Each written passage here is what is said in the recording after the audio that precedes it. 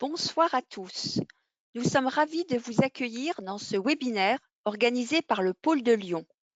Depuis le début de la crise du Covid, le PMI France vous offre régulièrement des webinaires proposés par nos différentes branches et pôles auxquels tous nos membres sont invités.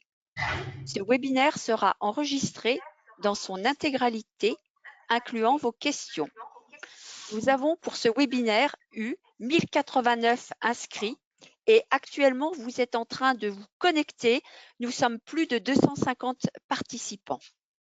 Nous souhaitons, avant de démarrer et passer la parole à notre conférencière, Marine Padula, remercier très chaleureusement toute l'équipe de Luc André qui est aux manettes techniques de ce webinaire réalisé avec l'outil GoToWebinar.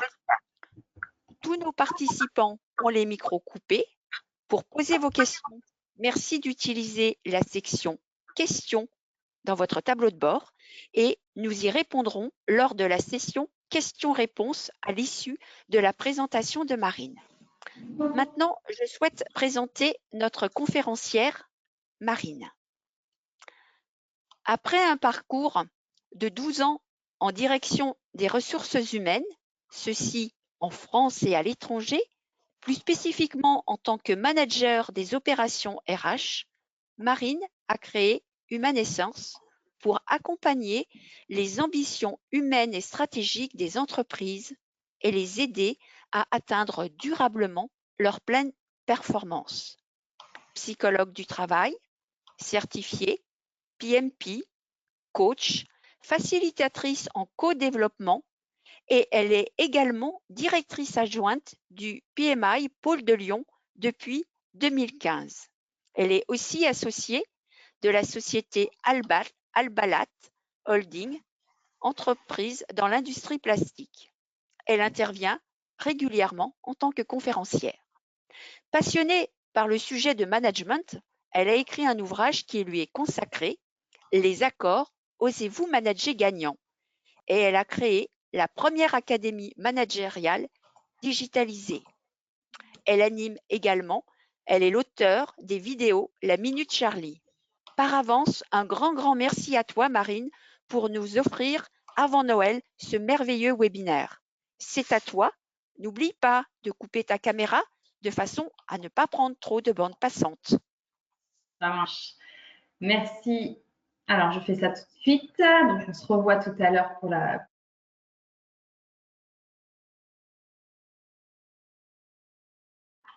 Donc, bonsoir à toutes et bonsoir à tous.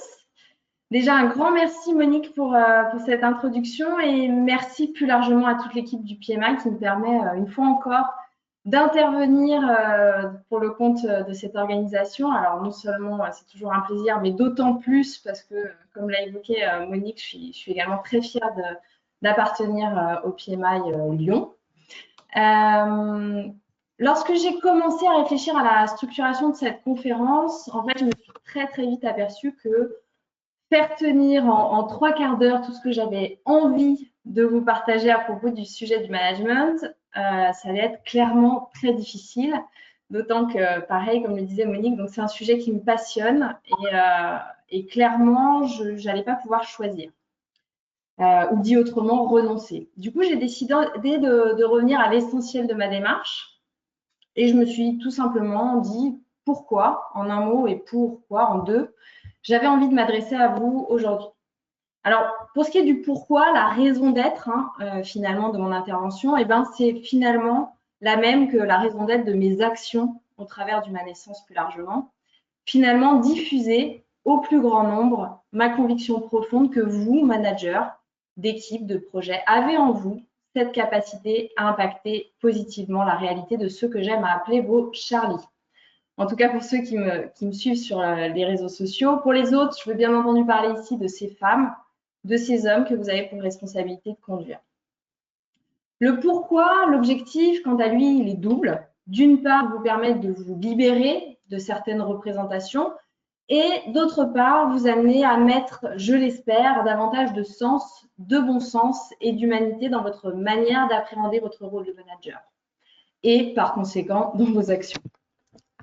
Alors, vous connaissez très certainement les 5 accords Toltec de Miguel Ruiz, qui est un auteur mexicain et enseignant. Au cas où je vous les donne très rapidement, je vous les redonne très rapidement. Donc, que votre parole soit impeccable. Quoi qu'il arrive, n'en faites pas une affaire personnelle. Ne faites pas de suppositions. Faites toujours de votre mieux. Et enfin, soyez sceptique, mais apprenez à écouter.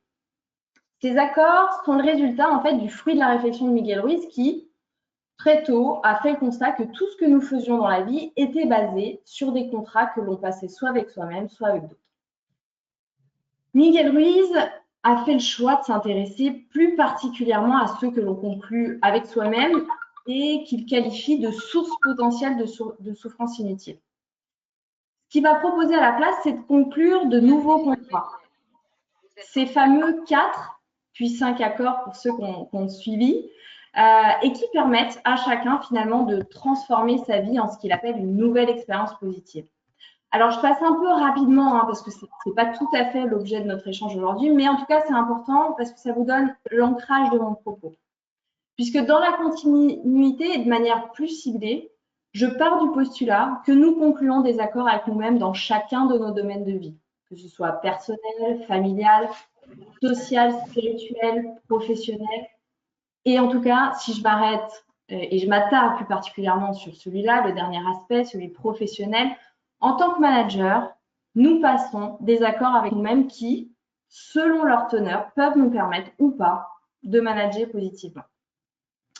En tout cas, pour y arriver, je vais vous en présenter quelques-uns et bien entendu, j'ai tâché de respecter l'esprit de Miguel Ruiz. Tout d'abord, que vos intentions soient claires. Quoi qu'il arrive, agissez toujours avec bon sens. Ne préjugez pas, mais comprenez. Agissez toujours avec humanité. Et enfin, soyez aussi responsable que responsabilisant. Ces 5 accords, je les ai appelés les accords OMG pour oser vous manager gagnant. Et je les ai construits dans une volonté de vous libérer du poids de la méthodologie. La méthodologie aide, clairement. Sinon, je pense que ça fait un petit moment que je dispenserai plus de formation. Mais sachez qu'aucune méthode ne pourrait se soustraire à ce qu'on va se partager ensemble aujourd'hui. Avant quelque outil ou technique de management que ce soit, il y a, comme qui dirait, un socle d'appréhension de votre réalité qu'il convient d'intégrer. En tout cas, si vous voulez vraiment faire bouger les lignes et obtenir des résultats durables avec votre équipe. Et du coup, c'est ce que je vous propose ce soir, repartir en ayant pris conscience des éléments qui me semblent fondamentaux d'adresser pour un management de qualité. Alors, j'espère que c'est OK pour vous. Est-ce que Monique, on a des contre-ordres dans le chat ou est-ce que je peux y aller? Donc, Monique, il n'y a pas de contre-ordre dans le chat. Tu peux donc y aller. Super. Alors, c'est parti. Tout d'abord, que vos intentions soient claires. Définir et être clair sur vos intentions en tant que manager, c'est permettre de guider vos paroles, vos actions en conscience. Par opposition, bien entendu, au fait de vous laisser entraîner par la force des habitudes, des usages, des méthodes, etc. Si je prends la communication tout d'abord, vous savez très bien, elle est, pour vous, manager, un levier indispensable sur lequel s'appuyer pour faire adhérer, motiver, engager ou bien même encore reconnaître vos équipes. Et je pense que question communication, on sera tous d'accord pour dire que le nombre de méthodes disponibles est relativement conséquent. Vous avez forcément, à un moment donné, appris des techniques d'animation de réunion, d'entretien de motivation ou autre. Or, ce que j'ai pu constater, c'est que dans le feu de l'action, bien souvent, les managers avaient du mal à se rappeler la méthodologie exacte. Et c'est ce qui m'amène, du coup, à finalement dire aux managers que j'accompagne que l'intention outrepasse les maladresses. Ça veut dire quoi? Ça veut dire que si vous êtes clair sur votre volonté de rassurer, par exemple, peu importe que vous utilisiez des formulations négatives ou non, même si en technique de communication, on vous apprendra clairement à les bannir de votre langage. Mais ce qu'il faut se rappeler, c'est la fameuse règle des 3 V de Mehrabian qu'il a partagée en 67, c'est que les mots ne pèsent que pour 7% dans notre communication. Ça veut dire quoi? Ça veut dire que plus de 90% de notre communication est non verbale, portée par notre regard, notre intonation, notre gestuelle, etc. Si on prend maintenant le feedback d'amélioration, qui fait très clairement partie du kit de communication du manager. Si votre objectif, c'est de permettre à votre collaborateur de prendre conscience de l'incidence de ses actions ou non-actions sur vous ou sur votre organisation, et de réfléchir ensemble à la manière de capitaliser sur ce qui vient de se passer, eh bien, qu'importe en fait les étapes exactes du feedback. Vous saurez trouver les mots et surtout, vous saurez vous inscrire véritablement dans l'échange. Retenez quelque chose d'essentiel. La méthodologie n'est utile que dès lors que l'on sait s'en détacher. À partir du moment où elle prend le pas sur ce que vous souhaitez réellement partager avec votre interlocuteur, vous vous concentrez sur ce qui a le moins de valeur. Et on retrouve une fois de plus notre fameux ami Pareto et sa loi des 80-20. Ça veut dire quoi? Ça veut dire que vous allez dépenser 80% de votre énergie sur le bon déroulement de votre propos, étape 1, étape 2, étape 3, et finalement seulement 20% sur l'attention à l'autre. Or, on est bien d'accord, ici, ça devrait être l'inverse. En étant focus sur la méthode, vous en oubliez d'être focus sur la personne. Prenons l'exemple d'une personne qui a 2 doigts de s'effondrer en larmes. Hein, quand on fait un feedback, ça peut arriver. Eh bien, ça se voit avant au niveau de ses traits du visage, de son regard, ça s'entend aux inflexions de sa voix. Eh bien, qu'est-ce qu'on fait à ce moment-là? Ben, on s'arrête. Tout simplement, il n'y a pas de piège. Hein. Quand on voit le mur arriver, on ne continue pas d'accélérer. Arrêtez-vous, laissez le temps à la personne de se ressaisir. Rassurez-la, permettez-lui éventuellement de sortir les choses qu'elle a envie ou besoin d'exprimer. Ce qu'il faut bien savoir, enfin bien avoir en tête, c'est qu'à partir du moment où l'émotion prend le dessus, en fait, la personne, elle vous entend tout simplement plus du tout. Pourquoi? Parce que son énergie se trouve alors mobilisée vers l'intérieur. Elle n'est plus, elle, dans la relation. Donc, si vous voulez maintenir le lien, il faut être attentif à ce qui se joue. Parce qu'il n'y a pas de bonne réponse, en fait. Il n'y a pas de méthode toute faite à appliquer. Peut-être, en fonction de ce qui se passe, vous allez devoir ajourner votre échange. Peut-être qu'une simple pause autour d'un café suffira. Peut-être même que vous allez proposer de continuer cette discussion en marchant. En fait, la seule bonne réponse, c'est la vôtre à ce moment-là. Et j'aimerais d'ailleurs rappeler qu'un feedback, ce n'est pas un lynchage. Un feedback, c'est un cadeau précieux qui doit permettre à l'autre de grandir. Feedback, ça veut dire nourrir en retour en français. Pour que ça marche, il faut s'assurer que les conditions nécessaires soient réunies. Si votre objectif, c'est que ce qui s'est passé ne se reproduise pas, de toute façon, il faudra à un moment donné que vous ayez un temps de rétrospective. Ça, ce n'est pas la question.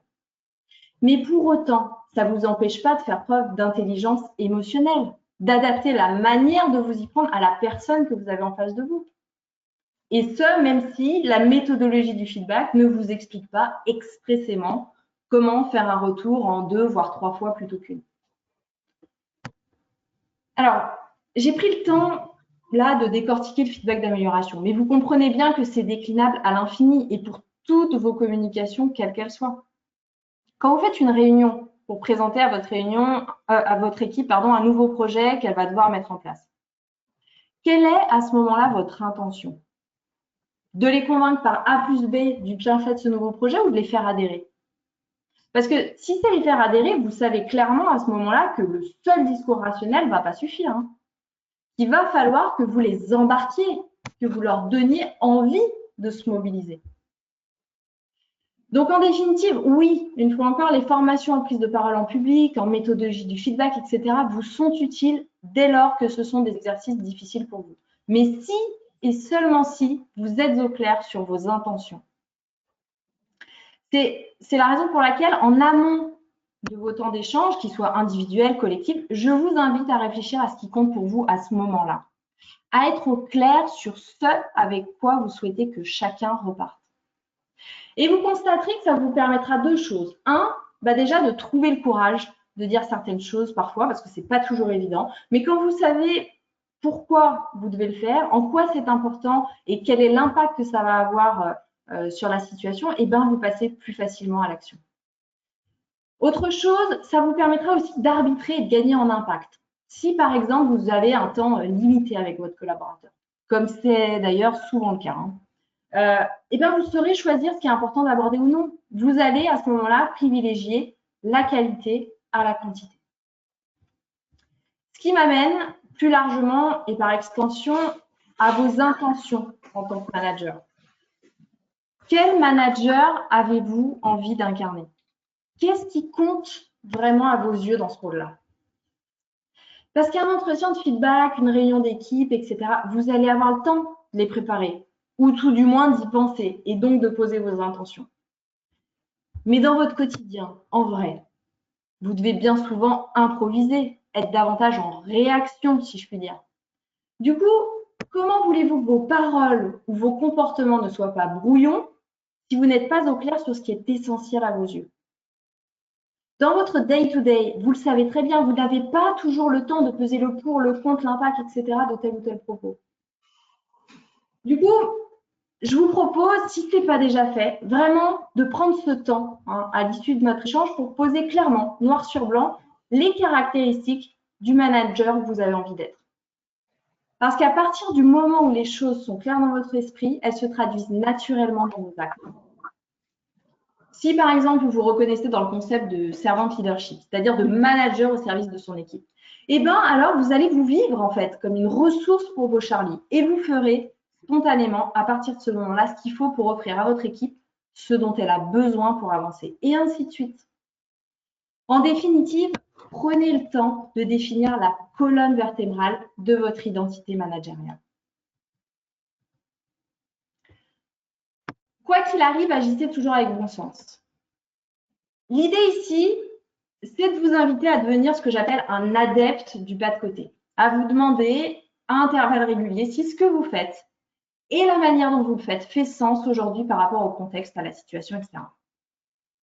On parle beaucoup aujourd'hui de la quête de sens. C'est un véritable enjeu et sujet sociétal et on en parlera tout à l'heure. Mais pour autant, ce que j'ai pu constater sur le terrain, c'est que souvent, derrière la phrase « ce que je fais n'a pas de sens », se cachait pour beaucoup la manière dont je fais les choses n'a aucun sens, ou en tout cas manque de pertinence. Et en tant que manager, vous avez pour responsabilité de veiller à répondre à cette intelligibilité des actions de chacun, à vous positionner finalement comme le garant du bon sens dans votre quotidien professionnel. Mais déjà, avant d'aller plus loin, c'est quoi le bon sens? Le bon sens, c'est cette capacité à analyser une situation et à agir en utilisant des connaissances simples plutôt qu'en faisant appel à des expertises ou des connaissances complexes. Et concrètement, ça implique quoi? Eh bien, déjà de remettre les choses en perspective, c'est-à-dire de mixer à la fois une démarche intellectuelle qui va vous permettre d'identifier des éléments objectifs, des indicateurs, des rapports, etc., et une démarche plus intuitive, où là, vous allez laisser la place à ce que vous ressentez, à ce qui fait au fond de vous vraiment sens.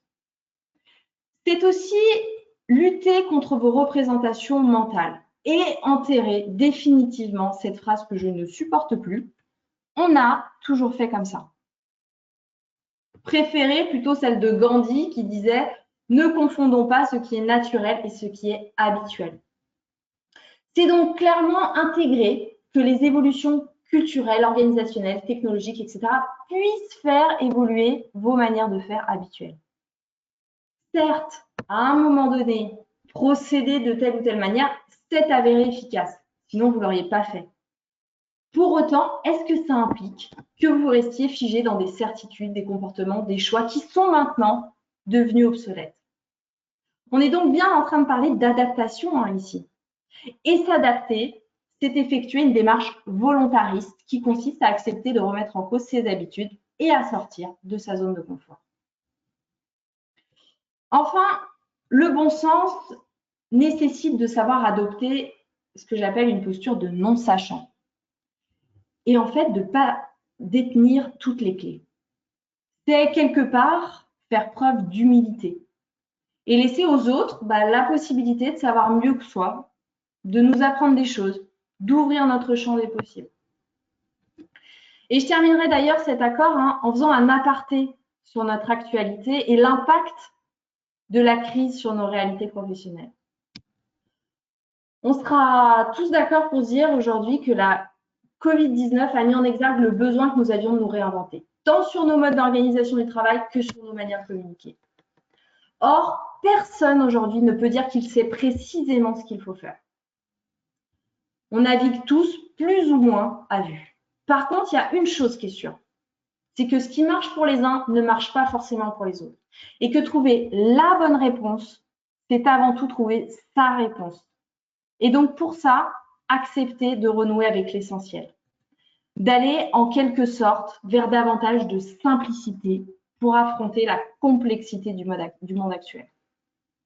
Donc, chers managers, pour répondre à une question qui m'est régulièrement posée en ce moment, si vous voulez savoir comment accompagner au mieux vos équipes actuellement, eh bien, faites appel à votre bon sens. Écoutez-vous, écoutez vos équipes, observez ce qui se passe autour de vous et vous trouverez non pas la réponse, mais votre réponse, et je vous le garantis. Ne préjugez pas, mais comprenez.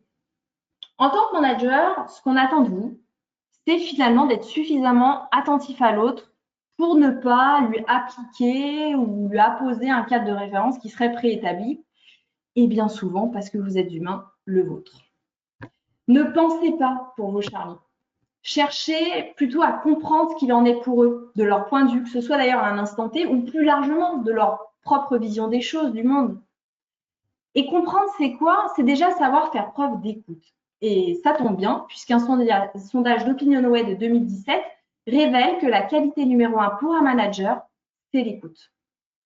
L'écoute, c'est ce qui vous permet d'appréhender la réalité de vos Charlie et ensuite d'agir de manière adaptée.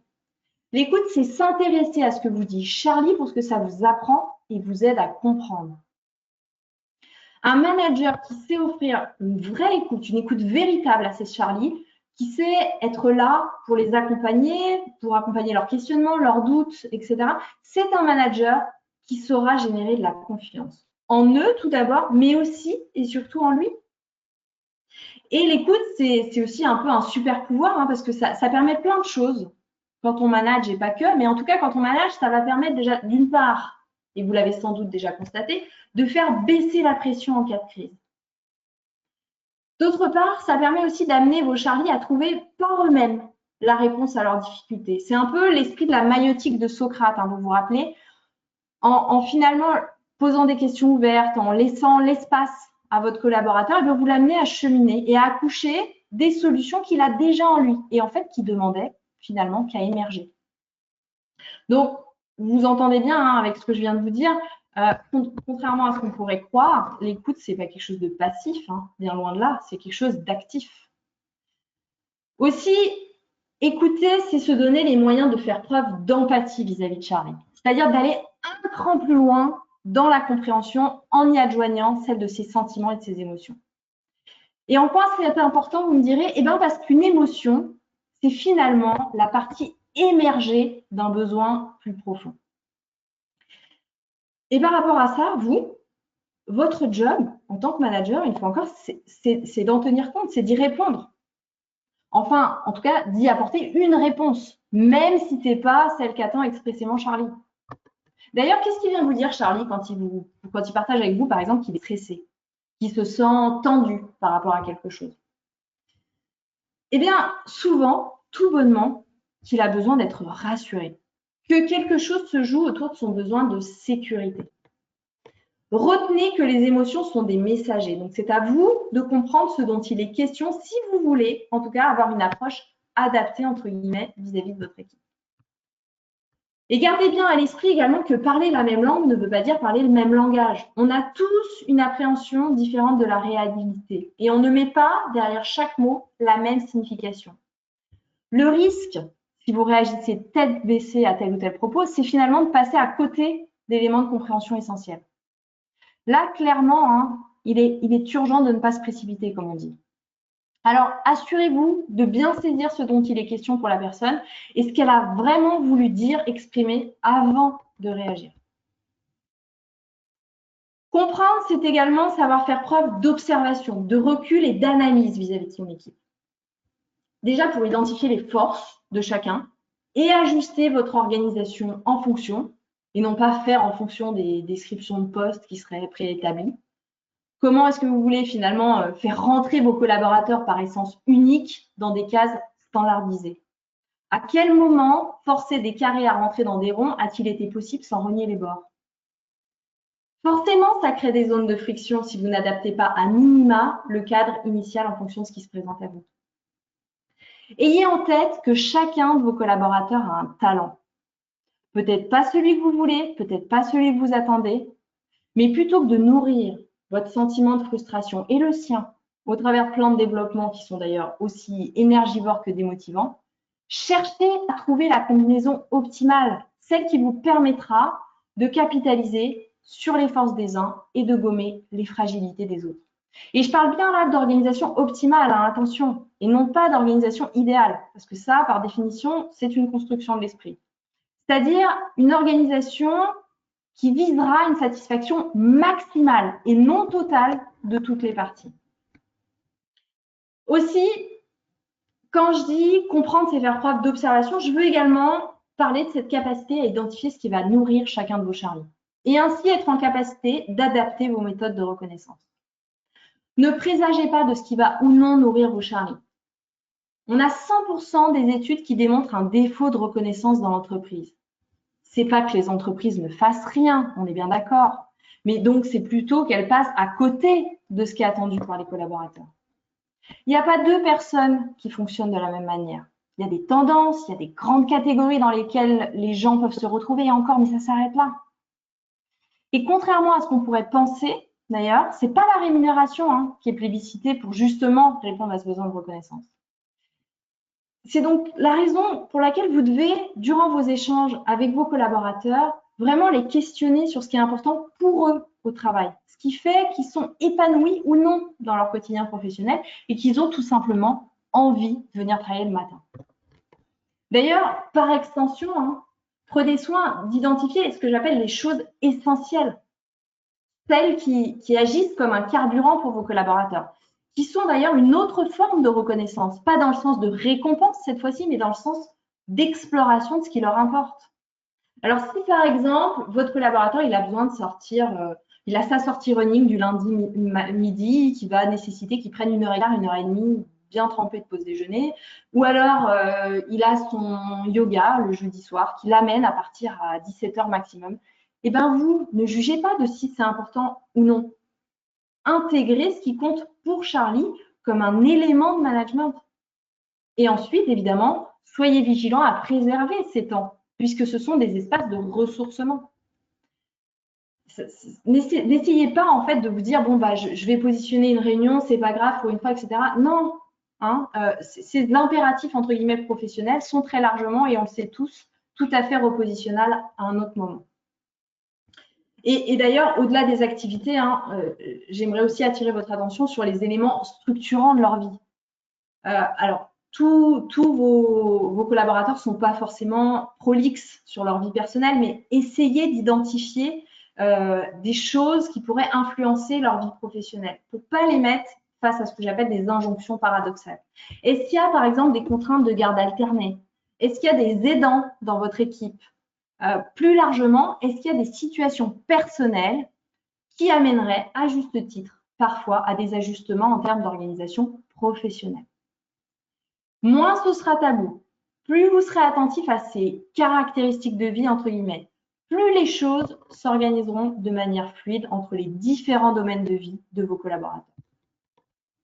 Quoi qu'il en soit, un message à retenir ici, c'est qu'il n'y a pas de choses bonnes ou mauvaises. Il y a simplement des choses à savoir et à prendre en compte pour manager efficacement et positivement. Agissez toujours avec humanité. Agir avec humanité, c'est ne jamais perdre de vue qu'être manager, c'est avant tout gérer l'humain. Et que par essence, l'être humain a des besoins. Alors, je ne vais pas vous refaire la pyramide de Maslow des années 40, mais simplement, rappelez-vous que Maslow avait mis en avant le fait que l'individu avait des besoins et que avant de parler des besoins aspirationnels, il fallait déjà répondre aux besoins primaires, entre guillemets. Et sans vouloir dévoyer, si on remet sa pyramide en perspective de l'entreprise, dans les besoins fondamentaux de l'individu, on retrouve également des besoins primaires, entre guillemets, le besoin de justice, de respect et également d'utilité. Alors, comment apporter une réponse déjà à ce besoin de justice, vous en tant que manager?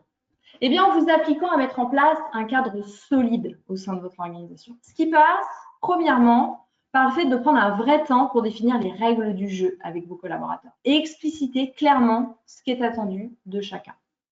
Et une fois que c'est fait, bien évidemment, veillez à ce que ce soit appliqué de manière équitable. Parce qu'il n'y a rien de tel, et vous serez tous d'accord pour dire que dès lors que ce n'est pas équitable, on a l'impression de subir des décisions qui ne nous semblent pas guidées par des critères objectifs. Aussi, vous aurez noté que je ne parle pas d'égalité, mais d'équité, parce qu'à un moment donné, il est effectivement tout à fait possible que vos exigences soient modulées pour de bonnes raisons. En tout cas, si c'est le cas, il faut pouvoir l'expliciter. Parce que comme je disais il y a quelques instants, sinon, on subit des décisions qui ne nous semblent pas guidées par des critères objectifs. Il est important d'expliquer ces décisions, d'être très transparent, de ne pas laisser place aux interprétations en tout genre. Parce que c'est ce qui se passe quand on ne dit rien. La PNL, programmation neurolinguistique, nous le rappelle, il est impossible de ne pas communiquer. Ce qui veut dire quoi? Ce qui veut dire que lorsque vous ne dites rien, vous dites bel et bien une tonne de choses. Et bien trop souvent, tout le contraire de ce que vous souhaiteriez vraiment exprimer. Un manager juste, c'est quoi? C'est un manager qui prend en compte l'égalité et lui apporte une approche contextualisée. Dit autrement, l'équité, c'est ni plus ni moins que du bon sens appliqué à la notion de justice. Aussi, je disais, vos collaborateurs ont également profondément besoin d'être traités avec respect. Et quand on parle de respect, il y a deux dimensions à appréhender. La première, si on repart de l'origine latine du mot respect, le mot respect vient de respectus, qui signifie égard, considération. C'est donc le fait, si on se replace dans le cadre de la relation avec Charlie, de le traiter avec attention, de lui dire bonjour le matin, même si on est dans le rush, de veiller à mettre les formes quand on s'adresse à lui, même si on est un peu irrité, contrarié, etc. Si vous ne voulez pas créer de l'inertie en face de vous, il va falloir soigner votre manière de vous adresser à votre collaborateur. Rappelez-vous toujours de votre intention et de l'impact qu'aura votre manière de communiquer sur lui ou sur elle. Alors, j'ai bien conscience, ce que je suis en train de vous dire là, vous devez être un certain nombre à vous dire, bah oui, c'est évident. Pour autant, pas tant que ça. Du coup, je voudrais vous proposer un petit exercice. Repassez-vous le film de votre dernier coup de speed, de votre dernière insatisfaction. Ça va, vous l'avez? Alors, de vous à moi, promis, je dirai rien. Votre forme était-elle si impeccable que ça? Étiez-vous vraiment suffisamment précautionneux dans votre communication? Vous voyez, on est d'accord. Bref, si telle ou telle chose n'est pas faite comme vous le souhaitiez, dites-vous que l'agacement vous appartient. Et d'ailleurs, si on en revient au fait que l'émotion est un messager, qu'est-ce que cet agacement dit de vous à ce moment-là? De ce dont vous avez besoin? Et si on continue ensemble de prendre un peu de recul, quelle est votre part de responsabilité dans la situation? Qu'est-ce que vous auriez pu faire différemment pour ne pas vous retrouver frustré ou autre, justement? Vous avez vu, quand on remet les choses en perspective, comme c'est intéressant? Bon, je ne vous taquine pas plus longtemps, surtout que je ne vois pas vos réactions, mais vous avez compris où je voulais en venir. Donc, je disais deux dimensions quand on parle de respect. Respecter l'autre, c'est également l'accepter dans son entièreté. C'est considérer ses valeurs, ses idées, ses aspirations, ses forces, ses difficultés, etc. sans fatalité, mais comme ce qui est et plutôt que ce qui n'est pas. C'est par exemple voir en Charlie sa créativité plutôt que de ruminer son manque de rigueur. Et vous verrez, à partir du moment où vous changez de paradigme, vous recentrez automatiquement votre énergie sur les opportunités qui s'offrent à vous et à votre équipe. Dès lors que vous laissez s'exprimer les aspérités de chacun et que même vous les valorisez, vous obtenez une équipe solide qui sera capable de capitaliser sur ses forces en présence. Et j'aime beaucoup cette phrase de Goethe qui reflète tout à fait mon propos. Traitez un individu comme il est, il restera ce qu'il est. Traitez-le comme il doit et peut devenir, il deviendra ce qu'il doit et peut être. Enfin, vos collaborateurs ont également fondamentalement besoin de se sentir utiles dans leur travail. D'où l'importance de passer du temps avec vos Charlie pour expliquer à quoi sert ce qu'ils font dans le système plus large auquel ils appartiennent. Votre collaborateur doit être en mesure de répondre aux questions suivantes. Quel est l'impact de mon action? Quel rôle je joue au sein de mon organisation? Bref, est-ce que ce que je fais a ou non un intérêt? Et c'est seulement s'il peut répondre à ces questions qu'il va pouvoir passer de l'exécution d'une tâche à l'accomplissement de quelque chose de plus grand. Ce qui, vous l'entendez bien, recouvre aussi ici une dimension plus aspirationnelle. Vos salariés ont besoin de comprendre pourquoi ils travaillent. C'est quoi la raison d'être de votre entreprise, de votre service? Et en tant que manager, vous devez être capable de l'expliquer très clairement, de raconter une histoire à vos Charlie, leur histoire, celle à laquelle ils contribuent chaque jour un peu plus. C'est ça qui va permettre de créer leur engagement dans le projet d'entreprise. Vous savez, le projet avec un grand P. Ce qui fait qu'ils auront envie finalement de travailler pour vous, pour votre entreprise. Et puis aussi l'envie, c'est ce qui va leur permettre de prendre plaisir à faire les choses. Pour autant, j'en conviens, c'est pas hyper naturel d'associer plaisir et travail. On n'a qu'à se rappeler l'origine du mot travail qui vient de tripalium, on le sait maintenant, donc tripalium, instrument de torture en romantique. Bon, on n'est pas hyper aidé au départ. Donc si vous voulez embarquer vos Charlie, ça passe déjà par le fait de leur partager une vision inspirante, la perspective d'une autre réalité. Dit autrement, ce qu'ils attendent de vous, c'est que vous les fassiez rêver. Napoléon disait « Le leader est un marchand d'espérance ». Et rêver, c'est quoi? C'est imaginer ce qui n'est pas encore. Donnez-leur envie de créer quelque chose de nouveau. Rendez-les acteurs de la construction d'une réalité qui puisse les enthousiasmer. Platon, quant à lui, disait « On ne désire que ce dont on manque. Pour avoir envie de quelque chose, on ne doit tout simplement pas le posséder déjà. » On n'a pas envie de plus, mais de différent. On n'a pas envie d'une montre supplémentaire alors qu'on en a déjà 5. On veut la montre dernier cri connectée avec notre téléphone portable. Alors même qu'aujourd'hui, on est tous d'accord, quasi plus personne n'a besoin de montre. Et ça, les professionnels du marketing, ils l'ont bien compris. C'est bien d'ailleurs ce qui les amène à axer majoritairement leur stratégie sur un manque à combler. C'est ce qui fait qu'ils vont nous présenter un message du type « Si tu n'as pas la dernière montre connectée, tu as raté ta vie ». Alors, je plaisante, bien entendu, ne commencez pas à sortir les pierres, de toute façon, je suis trop loin. Je prends cet exemple avec beaucoup de dérision. Non pas que je sois suicidaire, parce que je me doute très bien que vous êtes nombreux à en avoir une ce soir derrière vos écrans, mais parce que je souhaite vous faire toucher du doigt cette notion de désir et d'envie au travers d'un prisme qui nous parle à tous. Et vous l'aurez compris, j'aurais tout à fait pu prendre l'exemple des paires de chaussures, mais clairement, j'avais pas envie de donner des arguments supplémentaires à mon mari pour éliminer mon mur d'escarpins. Donc, je vous remercie par avance pour votre compréhension. Bref, pour en revenir à vos équipes, elles ont besoin in fine de s'accomplir. Et leur accomplissement professionnel passe, entre autres, par l'implication dans une aventure collective. C'est la raison pour laquelle je vous invite à ne pas déployer un énième système d'information, par exemple, mais plutôt, à l'aide de votre équipe, à devenir des conquistadors.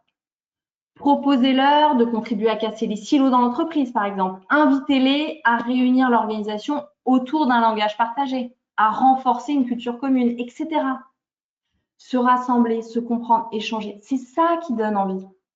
C'est pas de brancher un système d'information et d'assurer que tout le monde voit la même chose sur son écran. Même si, dans le cas présent, je vous l'accorde, c'est quand même plutôt utile. Mais ça, c'est aussi motivant que de se promener nu sur la banquise. Prenez l'exemple des intervenants TEDx, qui sont, nous le savons tous, bien connus pour savoir captiver leur auditoire. Quel est le point commun mis en exergue par les différents analystes en prise de parole en public? L'émotion. Pour susciter l'intérêt, ce n'est pas tout de parler d'un sujet que l'on maîtrise. Encore faut-il captiver les gens qui vous écoutent dans les tripes, pour qu'ensuite, et seulement ensuite, le cerveau dise go, on y va. Donc, 3 besoins essentiels, je le redis, la justice, le respect et le sentiment d'utilité. 3 besoins fondamentaux auxquels il vous convient d'être attentif si vous souhaitez engager et motiver vos équipes durablement. Soyez aussi responsable que responsabilisant. Le dernier point qui me paraît essentiel de partager avec vous, c'est que si votre rôle est clé dans l'organisation, vous ne devez pas vous rendre pour autant indispensable, bien au contraire. Et on va voir ensemble comment et en quoi c'est important.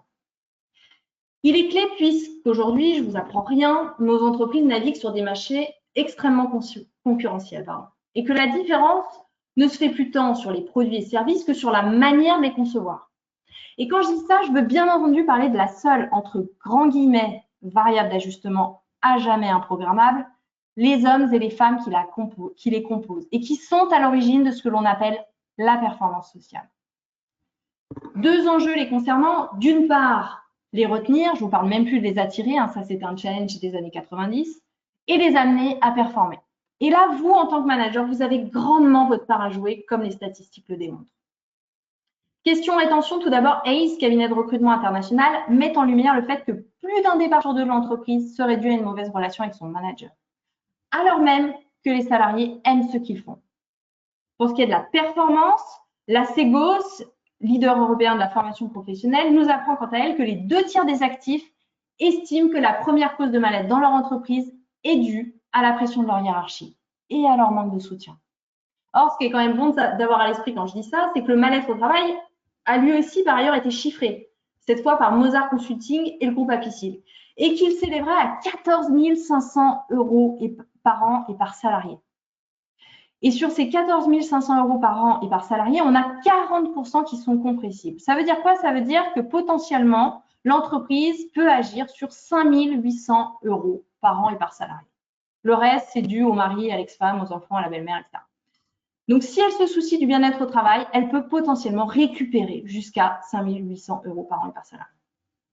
Donc, vous montrer responsable, c'est prendre la pleine mesure du rôle que vous avez à jouer, tant pour retenir les salariés que pour vous assurer de leur performance et par extension, mesurer l'impact de votre style de management sur ces deux dimensions. Pour autant, comme je le disais, ce n'est pas parce que vous avez un rôle clé que vous devez vous placer au centre de tout et chercher à être indispensable. Si on prend la vision, le sens, la direction, ils sont typiquement votre responsabilité. Même si, parenthèse à part, il est nécessaire d'impliquer vos équipes, nous sommes d'accord. Mais celui qui est responsable que ça existe, que ce soit clair pour chacun, que tout le monde soit mobilisé autour de cette cible commune, c'est vous, personne d'autre. Par contre, le comment vous allez vous y rendre doit, lui, être laissé à la main de vos équipes. En tout cas, si vous voulez vraiment générer de l'enthousiasme et de l'implication de leur part. Et vous verrez à quel point vous allez être surpris à partir du moment où vous acceptez de plus tout contrôler. Et à quel point vos collaborateurs regorgent d'ingéniosité. Pour rendre possible les innovations, vous devez les traiter en adultes responsables. A contrario, plus vous faites à leur place, plus vous pensez pour eux, bref, plus vous les traitez comme des personnes qui ne sont pas capables d'eux, plus la réalité vous donnera raison. Rappelez-vous que nous sommes les artisans de notre propre réalité. Plus l'on porte en soi la conviction de quelque chose, plus on lui donne corps, et ce, y compris dans la relation à l'autre. C'est d'ailleurs ce que nous démontre l'effet Pygmalion. Plus un manager croit en la capacité de son équipe à performer, plus elle performera. Pourquoi? Comment? Eh bien, tout simplement parce que nos pensées conditionnent nos comportements. Et que le manager, en nourrissant cette croyance, entre guillemets, va modifier, sans même s'en rendre compte, son comportement, jusqu'à finalement impacter positivement la situation. Du coup, concrètement, comment est-ce que vous pouvez vous y prendre pour créer cet espace, entre guillemets, propice à l'innovation de vos équipes? Eh bien, déjà en changeant de posture, en veillant à adopter ce qu'on appelle une position basse. Ça veut dire quoi? Ça veut dire que vous allez préférer le questionnement, ouvert bien entendu, aux affirmations, pour amener vos Charlie à trouver par eux-mêmes la réponse à leurs problématiques. Et ce, même si vous pensez avoir la solution. Comme disait Steve Jobs, ça ne fait aucun sens de recruter des gens intelligents et de leur dire ce qu'ils doivent faire. Nous embauchons des gens intelligents pour qu'ils puissent nous dire quoi faire. Vous, on vous attend sur d'autres choses. Alors faites pas le job de vos Charlie, faites le vôtre. Et le vôtre, c'est pas de les infantiliser en leur prémâchant le travail, mais bien de les responsabiliser. Aussi surprenant que ça puisse paraître, vous saurez que votre management est efficace quand vos équipes arriveront presque totalement à se passer de vous. Un leader excelle lorsque les gens savent à peine qu'il existe, disait Lao Tzu. Même si, je peux l'entendre, ça peut avoir un côté rassurant de vous dire qu'ils ont besoin de vous. Vous n'êtes pas et vous ne devez pas, une fois encore, vous ériger en rempart incontournable. Si vous l'êtes, posez-vous simplement ces questions. Qu'est-ce que cela dit de vous, de votre capacité à leur laisser la place, à avoir confiance en eux, en vous? Et je terminerai d'ailleurs là-dessus, parce que quand on y pense, cette question de performance sociale, finalement, elle est intimement liée à notre capacité à lâcher prise, à lutter contre notre aversion naturelle au risque et finalement à faire de la confiance notre maître mot. Je vous ai donc présenté aujourd'hui ce qui me paraît fondamental d'intégrer dans sa démarche, en tout cas pour impulser cette dynamique positive avec ses équipes et finalement incarner un management ancré et positif. Après, une fois encore, c'est à vous ensuite d'aller chercher les outils qui vous paraissent pertinents pour vous aider dans sa mise en œuvre. Mais déjà, rien qu'en intégrant ce qu'on s'est dit aujourd'hui, vous avez fait un grand bout de chemin. Et j'aimerais terminer mon propos sur 3 recommandations, entre guillemets. Déjà, libérez-vous de vos doutes. Laissez-vous porter par votre volonté de bien faire. Ne cherchez pas à être parfait. En fait, c'est impossible. Veillez plutôt à être ce que j'appelle un ambitieux réaliste et à donner le meilleur de vous-même.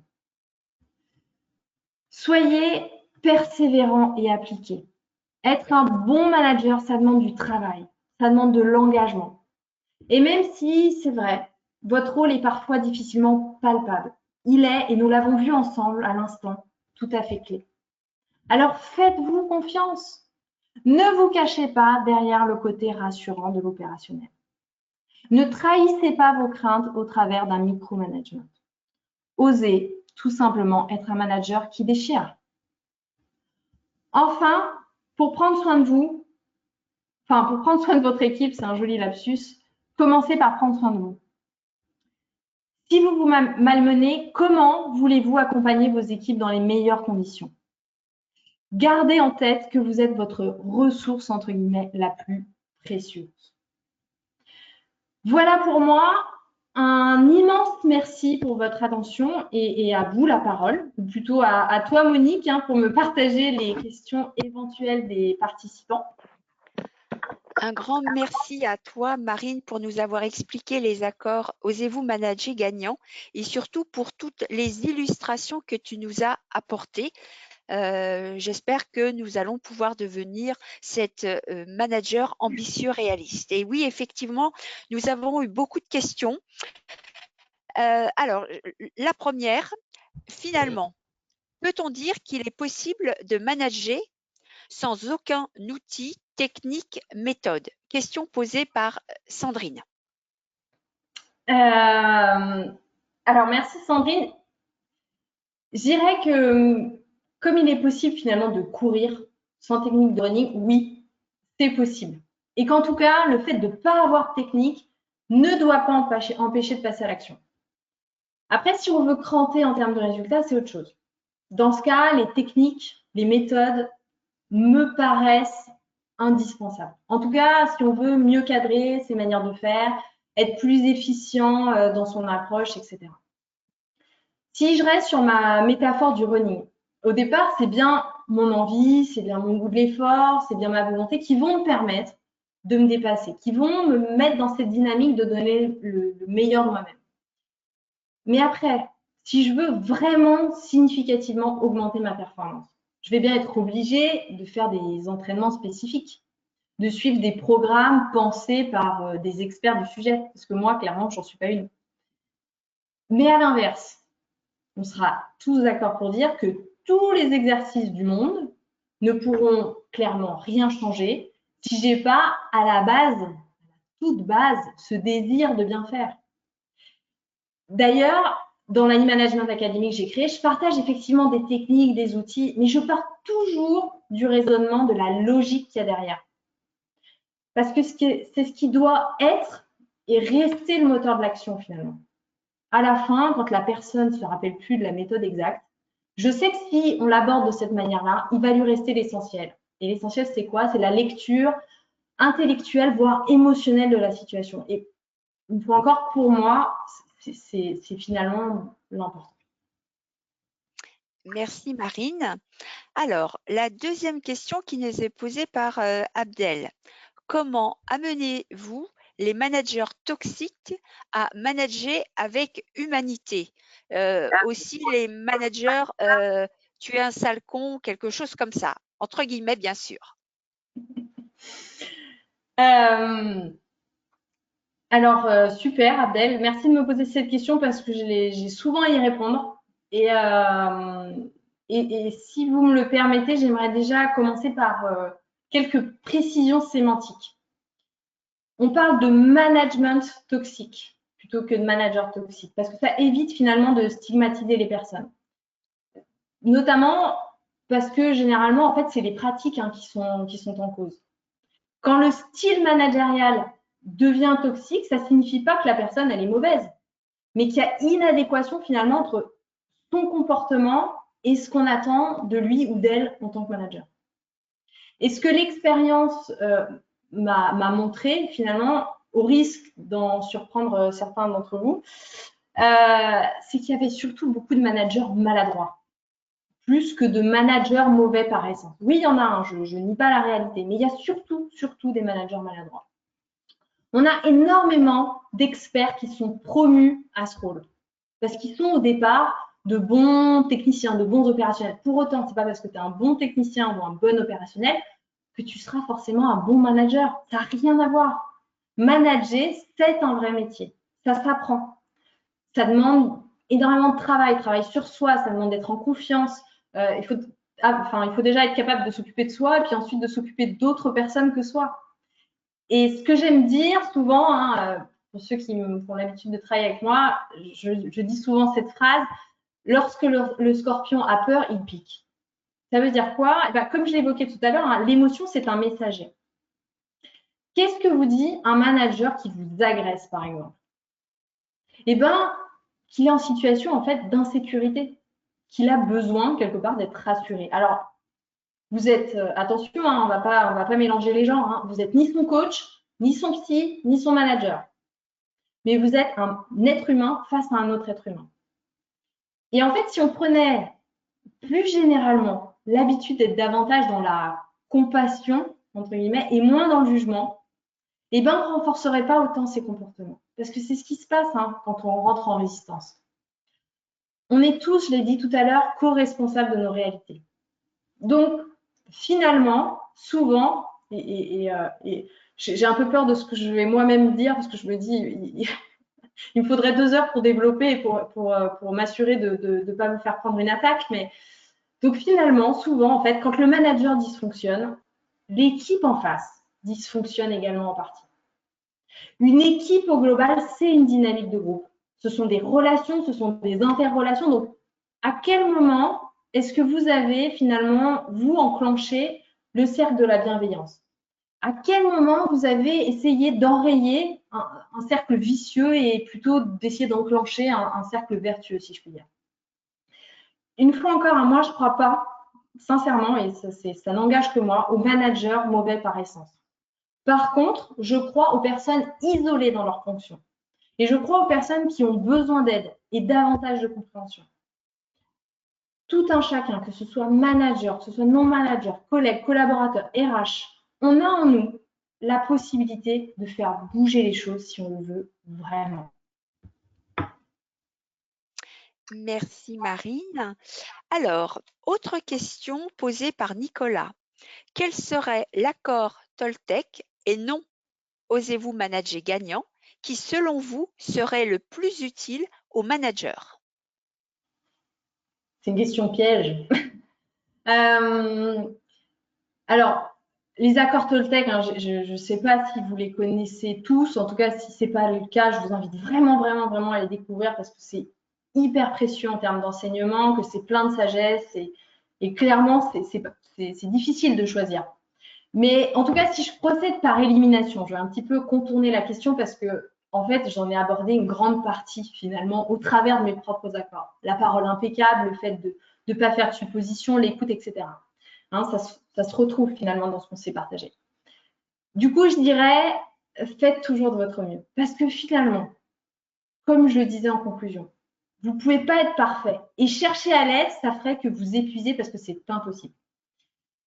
Alors j'aurais envie de dire, agissez, toujours en ayant à cœur de donner le meilleur de vous-même.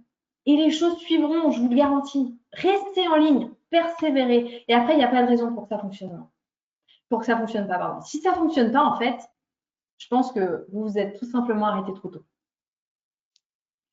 Merci pour ce précieux conseil. Alors, s'il y avait malgré tout un outil à bien maîtriser en tant que manager, ça serait lequel? Question posée par Cyril. Bah, sans hésiter, le feedback, clairement. Je trouve que c'est vraiment un des plus beaux cadeaux que l'on puisse offrir. Je serais clairement pas là où j'en suis aujourd'hui si j'avais pas été autant nourrie par certains managers avec lesquels j'ai finalement eu la chance de cheminer et notamment un auquel je pense là tout de suite. C'est vraiment le truc pour moi qui te fait passer de là à là quand tu es manager. C'est un super carburant et je parle bien, attention, du feedback positif comme d'amélioration, mais du vrai feedback, du vrai bien costaud. Les deux sont précieux. Et selon moi, c'est même clairement le summum de l'art de la communication qu'un manager doit savoir maîtriser. Et quand on regarde, s'il y en a qui s'intéressent au sujet du ROI, du retour sur investissement, bah, en fait, le feedback, c'est juste énorme en termes d'impact. Alors, bien évidemment, en termes de performance, mais pas que, d'engagement, de motivation, de confiance, de reconnaissance, etc. Bref, le feedback à consommer sans modération. Eh bien, écoute, merci beaucoup, Marine. Je vois qu'il y a encore beaucoup de questions, mais je vois aussi le temps. Donc, nous sommes arrivés donc au terme de ce webinaire. Bien sûr, un grand merci à toi, Marine, pour nous avoir permis de découvrir ces 5 accords Osez-vous manager gagnant et surtout toutes les illustrations qui nous a permis d'être en mise en situation. Merci bien sûr à tous nos participants et vous avez été jusqu'à 422 personnes à nous suivre. Maintenant, quelques questions d'ordre, quelques informations d'ordre logistique. Alors, le dernier webinaire de cette année sera la semaine prochaine, proposé en partenariat avec IIL et ça sera sur le thème le nouvel examen PMP, les changements clés dès janvier.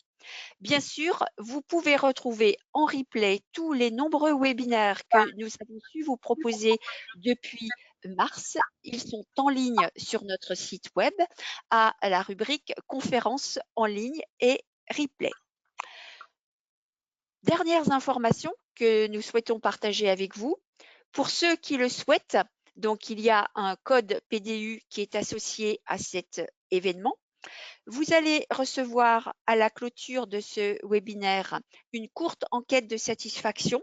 Donc, elle est très importante pour nous parce que cela permet de répondre à vos attentes et de toujours nous améliorer et vous proposer des sujets qui sont en lien avec vos attentes. Et comme d'habitude également, vous allez recevoir un email également avec cette enquête de satisfaction et avec le lien sur le replay.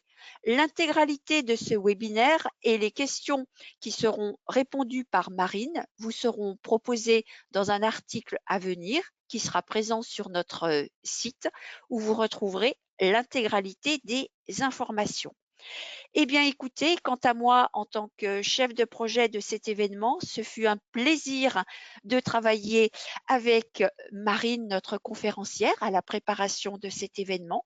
Bien sûr, de travailler avec l'équipe du centre de compétences animé par Luc André, que je souhaite encore une fois remercier très chaleureusement parce que n'oublions pas, nous ne pouvons pas faire nos événements présentiels, mais sans l'équipe de Luc André, nous ne pourrions pas vous offrir ces webinaires. Nous espérons que vous avez apprécié ce webinaire sur un thème très important. Osez-vous manager gagnant, organisé par le pôle de Lyon. Et nous vous souhaitons, et je vous souhaite au titre du PMI, une excellente fin de soirée et surtout d'excellentes fêtes de fin d'année. Et bien sûr, stay safe Take care. Merci beaucoup et rendez-vous la semaine prochaine ou en 2021. À très vite. Merci. Merci tout le monde. Merci à l'équipe. Bye bye. Tous.